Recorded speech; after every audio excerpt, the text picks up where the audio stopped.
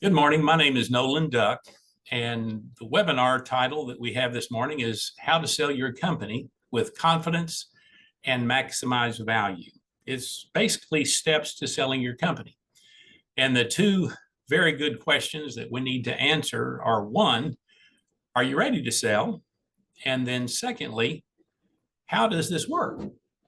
So that's what we're going to walk through this morning. And first thing that we really need to understand is, are you ready to sell? And that's a process that we need to go through. It's, sometimes people wake up in the morning and they want to go do something, and maybe that day it's selling their company, and they get all revved up and ready to go, and they think that this is a very easy, just put a for sale sign out in front of your business, and it possibly could sell. But that's not the way you do things at all. There's a lot more involved in selling your company than you would think. And for those that have not ever done this, you need to think through exactly what's going on. What we do at DBG Advisors is we have a ready to sell process that we go through. And on your screen, you'll see this discovery process. The question is, are you ready to sell? And one of the things that we do, first of all, is we get involved with we perform an assessment. Then if you'd like to move forward further, we determine a defendable sales price. And after that, we have an honest discussion with you about what your goals are, et cetera, and then eventually make a decision. Now, we're not in a hurry to get this done. We want you to be able to, meet your goals, to accomplish the things that you want to accomplish. We take our fiduciary responsibility real seriously, and so we want to walk through this with you and make sure that you have all the questions answered that you need to have answered, and think through the process before we launch into anything aggressively. So the first step is, are you ready to sell? Well, we perform an assessment. Now, this kind of takes two parts. One is asking a number of questions of you as the business owner. Now, all of this is confidential. We sign a confidentiality agreement, and we don't want anyone to find out anything about the possibility that you're selling your company. What we want to do is help you think through this before anybody ever knows, and you make the decisions that you'd like to make. So the first thing that we do is perform this assessment, where we ask a number of questions, and then we also send you a value builder assessment. And sometimes I call this the ready to sell assessment, because you answer a number of questions. It takes about 15 minutes to go through this assessment. But for companies that are under 10 million in gross revenue, this is a really good place to start, because it unearths some issues that you might not even be aware of. And you're answering the questions. No one's trying to prime the pump for you to sell the company. This is something that you're discovering. We're discovering along with you, but you're discovering it, and we're discovering the issues that you've got. And that really helps us to zero in on what's most important, what we need to really think about as you're considering selling your company. So the things that we talk about is your financials, your systems, your processes, the people that are in your company, the customers that you have. All of that is important. And then this assessment will immediately give you basically a one page. And here's an example of that. There's 8 key drivers of company value that buyers think about first and foremost. One of the things that we like to talk about is helping you as a business owner shift your thinking from thinking about your business just from your perspective, but also thinking about it from the buyer's perspective. And these 8 areas are what buyers are most interested in. And the average that we see coming in with this value builder assessment is 57. This was an actual value builder assessment that I did for a company, and they were under the average, which is not a good place to start. What you want to do is eventually build your company up so that you're at least 80. hitting all these different criteria and making sure that they're lined up in the way that you want them to, because that can increase the value of your company up to 70%. If you don't have these kinds of things worked out ahead of time and you go to market, then the buyers will begin to start deducting from the value of your company as you talk through and go through due diligence, talk through the different aspects of the transaction and go through due diligence. That can lead to what their offer was initially being diminished significantly over just a short amount of time, as they see the issues, the problems that you have not addressed. One of the things that I like to talk about when I'm talking to business owners about preparing for sale is it's similar to getting your house ready to sell. What you do is you repair everything. You get everything lined up the way that it should be. You don't just put slap some paint on a wall that could be rotten.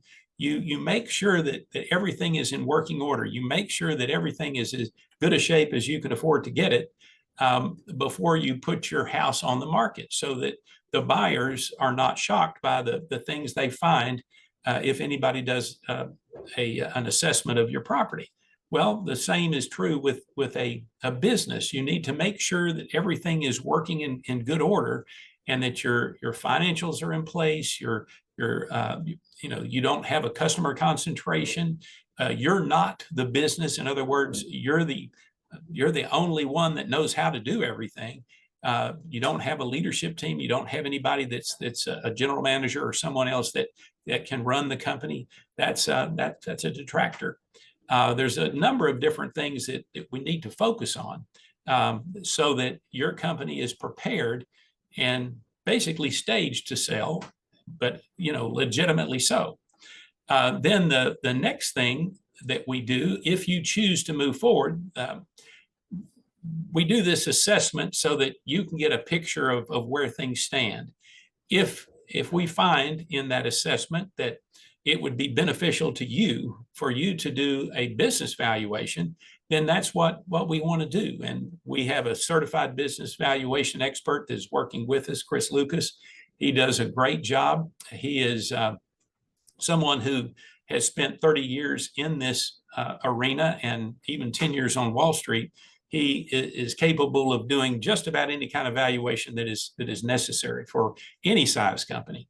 So if that's something that you would like to do, then we suggest that you do that, because what we've got to do is determine a defendable sales price.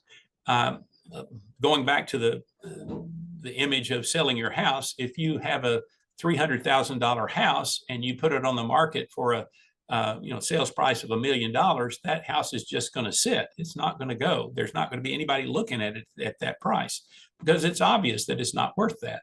Well, the same is true for businesses. If we don't have a defendable sales price, if we don't know specifically what your company is worth, or at least a range of value, a low and a high, so that we'd be able to determine what buyers are proposing as a sales price is legitimate, then we're behind the eight ball. And there's some things that we need to get straightened out so that we can then, with confidence, move ahead. And that's one of the goals that we have is have confidence and also be able to maximize value for your company. We want to go to market with confidence. So what we do in this business valuation process is recast the financials, establish a best-in-class matrix, which basically, on a scale of 1 to 10, where does your company fall as far as best in your specific industry?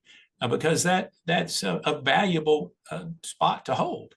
And then we diagnose issues. There will be things as we're doing the valuation that will pop up, things that will show up because we're asking a lot of questions from a financial perspective. Then if we find any of those issues, then we prescribe solutions. Many times these can be done quickly over a matter of months.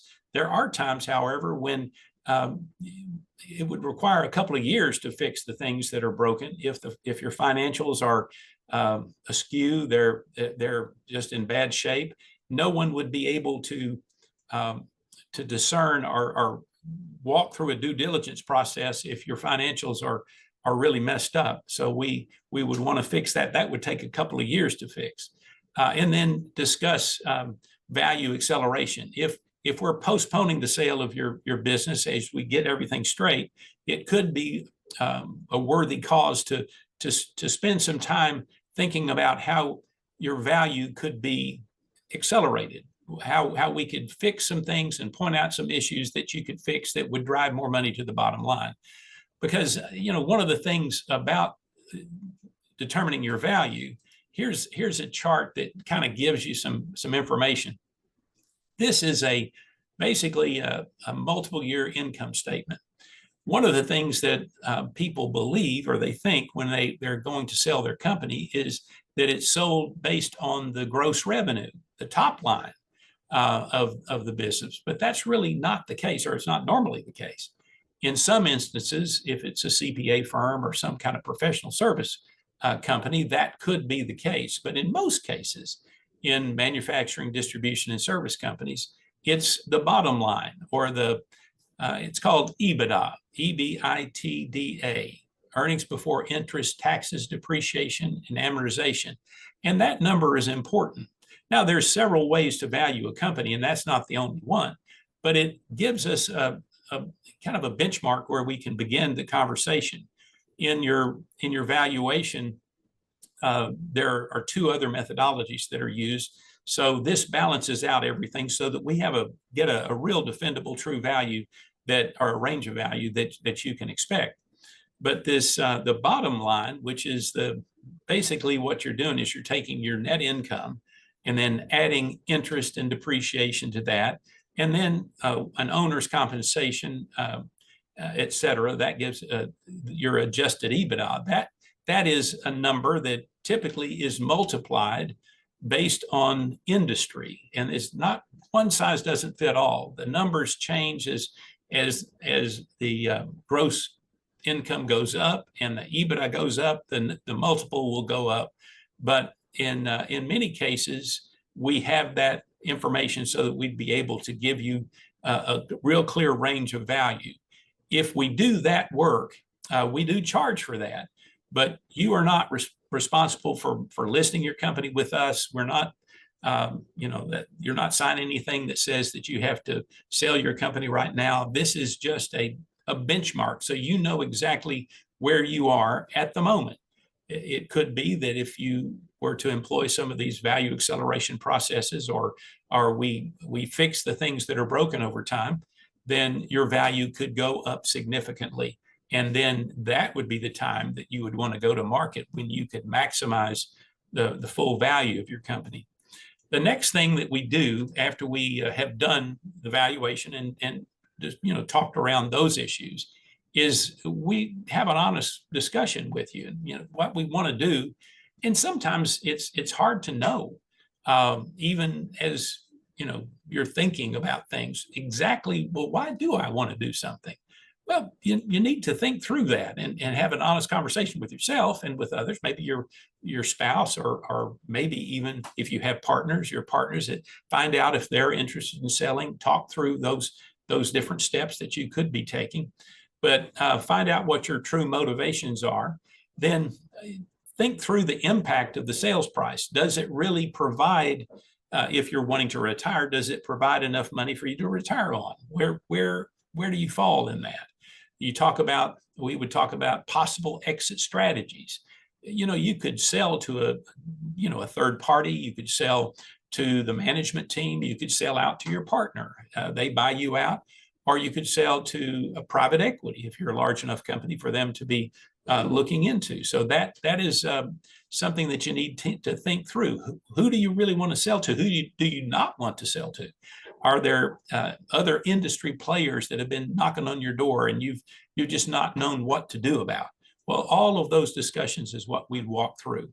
And then we talk about the structure of the sale. Would it be an asset sale? Would it be a stock sale? How would this work? Would it be a leveraged buyout where you maintain a percentage of the company as you sell, so that eventually you could sell the remainder at a later time? Those are all conversations to have. And we'd want to talk about the right buyer in your mind. that should buy your company.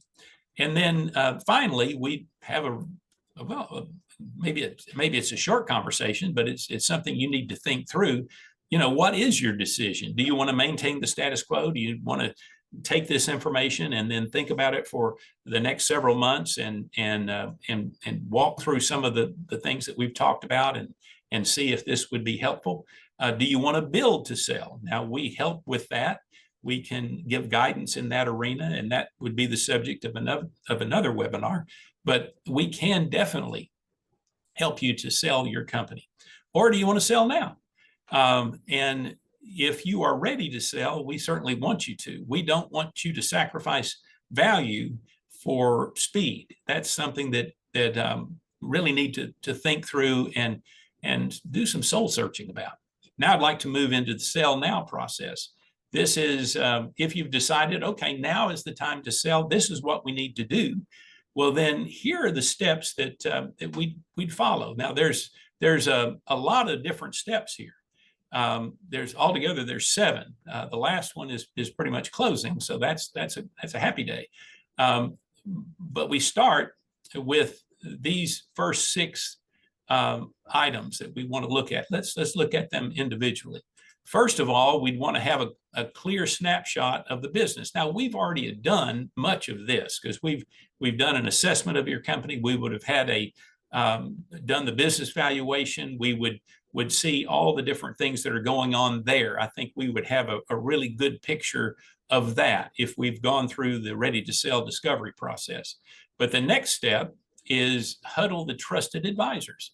Now, what we do there is we gather the people that are the decision makers. Now, everybody in this group needs to maintain confidentiality, but the goal of getting all these trusted advisors together is to make sure that we're on the same page. There are different ways of doing things when you take your company to market, when you're getting ready to sell your company. A number of different things that have to be decided. And your estate planning attorney would weigh in on the things that they are concerned about. Your accountant would be wanting to ask questions about, well, now how is this going to impact your tax payments as you sell your company? Your financial advisor would need to know about it, because if you wanted to put together a trust that you could put the money into that would minimize your tax liability, then that would be a good conversation to have. The transaction attorney needs to be involved here so that they have an idea about what's going on. Insurance agents might come into play. Then also other decision makers, your spouse or possibly your partners or your family members. I'm not sure who would be those decision makers, but we would want to get them all together so that we're moving in the same direction and we're doing a good job of communicating and making sure that when we get into the transaction, that there's not any conflict of in other words, the accountant all of a sudden decides they want to go this way as opposed to that way. There's structures that they might discover or think about that they want to bring up at the last minute. We need to have all this decided up front, and then hopefully be able to be moving in lockstep, rowing in the same direction, to change the metaphor. The next step is basically putting together a confidential promotion package. Now, this is called a confidential information memorandum. So what that does, it really tells the story of your business. Now, nobody gets this CIM, confidential information memorandum, until they've signed a confidentiality agreement. We're not giving out this information to just anybody. These are buyers who have signed an NDA, and that your M&A advisor has vetted to make sure they have the cash to be able to buy the company.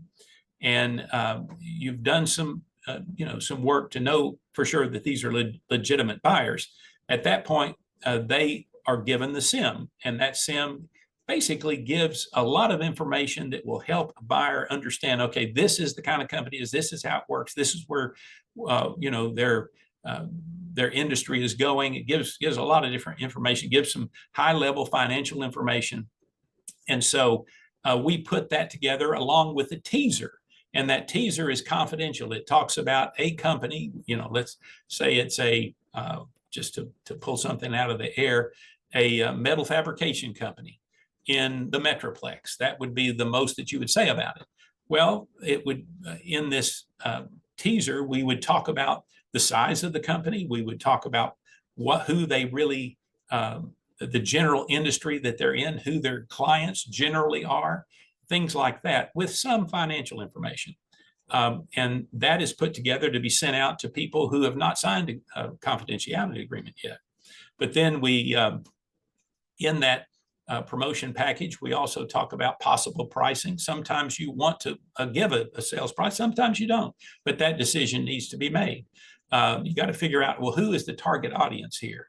And then we've got to create that SIN. And then discuss and make plans as to when and where to market the transaction, because it could be that we needed to wait a few months, or there might be something that's going on that affects the business that needs to we need to postpone the marketing of this company so that could happen or be accomplished. But those are all decisions that need to be made. The next step is to engage qualified buyers, and that's something that DBG Advisors does. We are involved in as people contact us, or as we send the teaser out, and then people respond and say, hey, I'd like to know more information about this company. Then from there, we figure out the financial strength of the buyer. We talk through. If you would like to have a quality of earnings report put together, that might be a good idea for you. A quality of earnings report gives basically confidence to the buyer that the financials are legitimate. It's not an audit, but it's a quality of earnings report that does help and provides a benchmark for buyers, because they would be performing one as well. We determine what the target net working capital is. We set up a deal room. That deal room would be where we could dispense information from. We can give confidential information in a secure fashion through that. We use a share file to accomplish that. And then we receive inquiries from a lot of different people. We try to answer questions. If there is a request for a meeting with a seller, then we think through that, talk with you about it, and decide if that's something you want to do or not. And then ultimately we would receive the letters of intent, the offers to purchase your company, and we'd walk through that with you and your attorney, because your attorney wouldn't. This is where the attorney would definitely need to be engaged, and that would lead to signing of the LOI. At this point, we move to managing the due diligence process. And what happens here is a lot of information is required for a buyer to understand what your business is all about. And so we manage that. We have the share file, a data room that we can distribute information to not only the potential purchasers, but also the banks that might be involved. Many times I tell sellers that there's 3 different groups involved in the sale of any company, or the purchase of any company. You have the buyer, the seller, and the bank. And the bank is very important because they are the ones that are providing the cash for that transaction. And they need to have this information as well. And that's done in a confidential way too.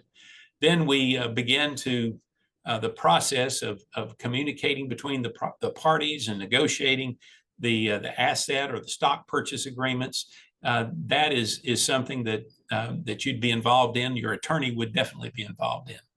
And then we would negotiate the definitive agreement. Now, you'd interact with trusted advisors and seller, and you'd negotiate either the asset or the stock purchase. And you'd be negotiating with, other terms that apply, such as non-competes, and there could be an employment agreement that's signed, or a consulting agreement that's signed. But you'd work through all of that, and then ultimately we'd get down to signing the definitive agreement. And that's the final thing, the final agreement that everybody's agreed upon, and you would sign that. And of course, that moves you to closing. Now, that is where, you hold your breath until you get here, for sure. but that is something that is very important. You need to make sure that all your I's are dotted and T's crossed, so that when you get to that point, we've arranged for the closing, the wire transfer instructions have been communicated, and then once that that check or that wire clears the bank, we can have a closing celebration and celebrate that which we've gone through. Now, this takes a good while to do. It's not something that is necessarily a walk in the park. People ask me all the time, well, how long does it take to sell my company? Well, I say it depends. It depends on a lot of things.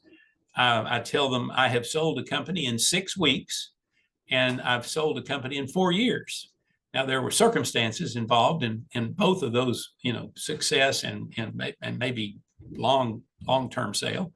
The first one, I had a company that was teed up, ready to go. We had signed an agreement. I already knew a buyer who had said they wanted to buy this kind of a company.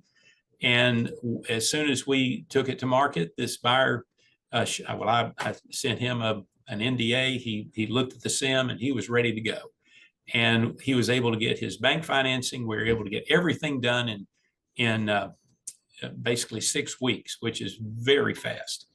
And that was a great thing. I sold a pretty large company, a $5.75 million company, in 4 months. Now, that was lightning fast, but the business owner thought it was taking, an inordinate amount of time. That was not the case, because it was from listing to closing. We had done all of the work in between, including negotiating all the agreements and getting everything taken care of, the bank financing in place.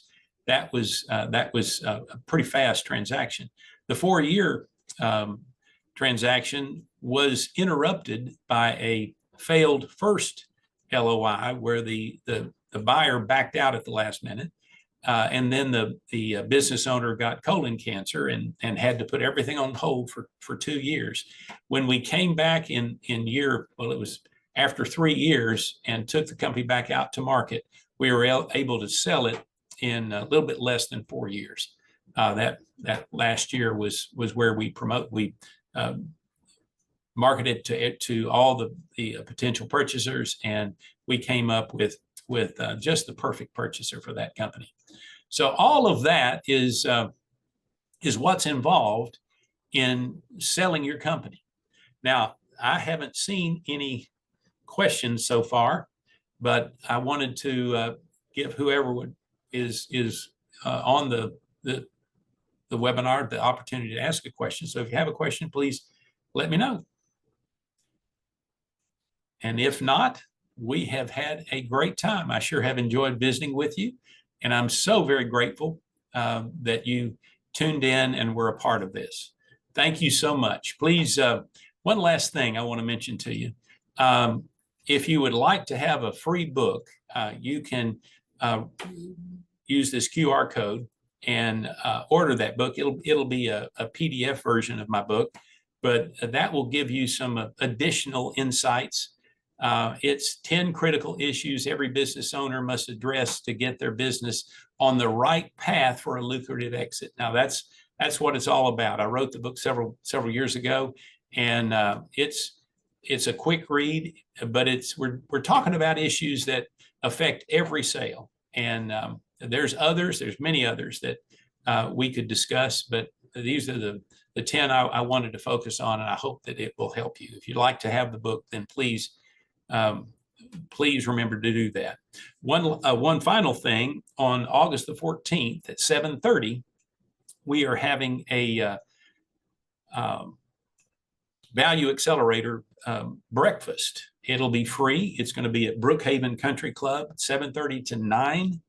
And if you would like to attend, there's a link that's in the